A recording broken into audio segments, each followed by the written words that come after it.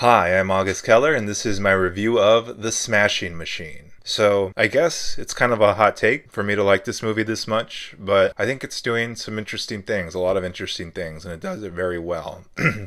Really harnesses this really understated story for perceptive drama. If people go in expecting this to be anything traditional to a sports movie where, the big game is the point, this is not that movie. I would equate it more to something like Foxcatcher, where it's about the relationships around the sport and their relationship, the athlete's relationship with the sport is also kind of a big part of it. So it's not necessarily the sport itself or like the matches they're fighting, but more about how they feel about the matches. And even Foxcatcher, I think, maybe has like a bigger sensational ending. It kind of is building to something, and the Smashing Machine isn't even that really. It's kind of just about this character's internal journey. And I think some people will have problems with how even that is kind of like not really spelled out, not really fully unpacked. It's kind of like this protagonist, he's very kind of walled off emotionally, and he kind of tries to keep everyone at a distance, and you kind of have to read between the lines as a viewer to kind of understand what he's going through. So yeah, the plot is thin. I would say that's definitely true. What's happening out externally is thin, but it is very subversive, which I appreciated. I found it kind of surprising.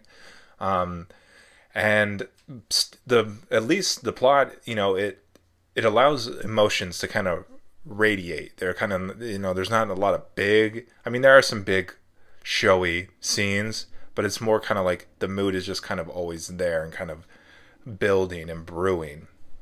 And this directly strengthens the protagonist arc, who, it's really an emphasis about inner peace rather than external achievement. These high level athletes, they're trained to believe that their external achievements are their self worth, but this, protagonist, he has to find peace on the inside, peace with himself.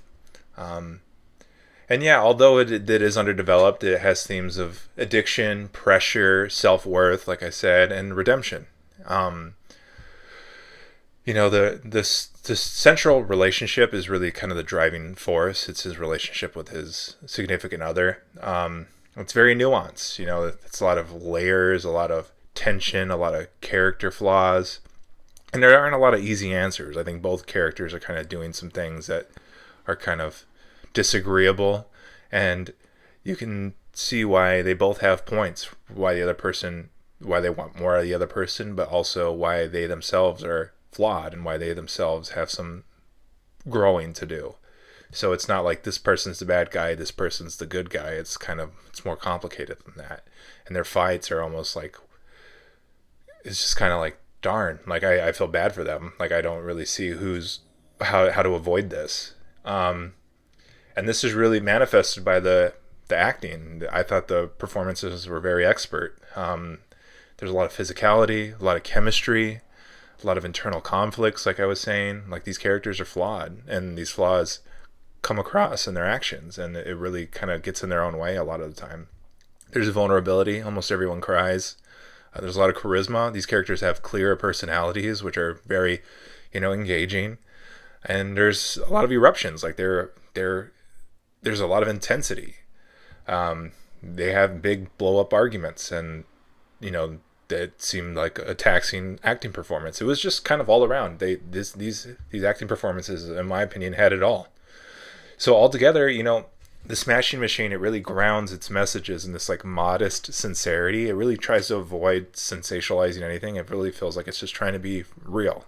And because of that, I found it to be much more impactful. A lot of the messages feel a lot more relatable because it's not about this big fight. It's not about this big dramatic thing that happens so much as just like the everyday life of someone, just struggling to find peace with themselves, which is something I think a lot more people can relate to, myself included.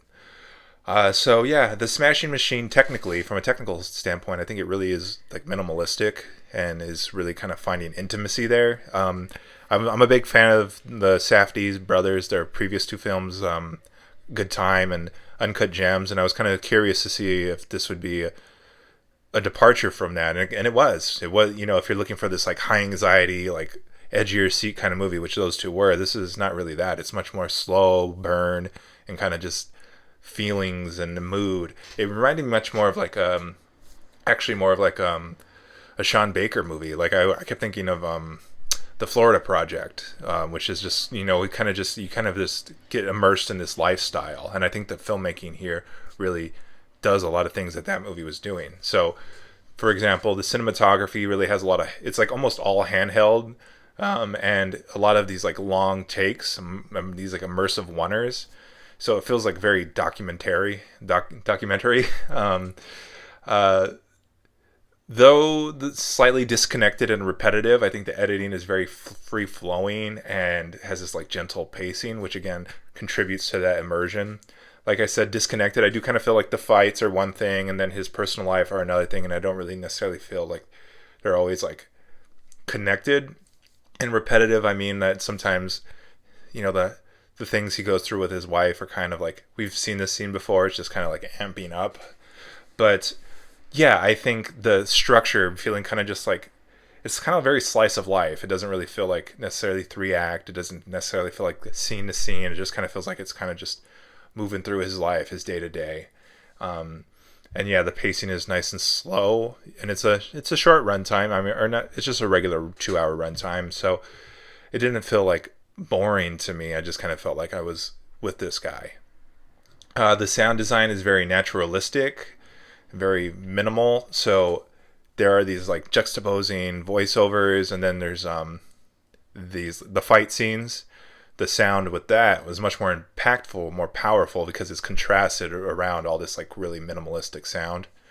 I really like the music. There's like these eclectic needle drops, a lot of different kinds of needle drops that like are really contextualized. Like, oh, I know that this song is making me feel something different than it normally does because it's in this scene. And then the scoring is like this experimental jazz, which is just kind of like almost like feels like improvisational, which I really liked. And I think those two things combine to make this like really ethereal atmosphere. The production design is, like these late 90s MMA settings, like pro sports settings, kind of little globe trotting because he's like going to Japan and Brazil. The cast, of course, everyone's going to know this movie because of Dwayne Johnson being the lead. And it's just the perfect role for him. It's both like the perfect fit and also like this against type breaking fit for him, which is like the best of both worlds. This is like the role I think he was born to play.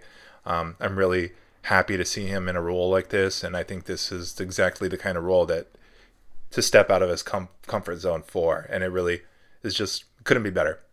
The effects have prosthetics, like he doesn't really look like Dwayne Johnson, and there's a lot of makeup, like with like injuries like black eyes and bloody noses and things like that.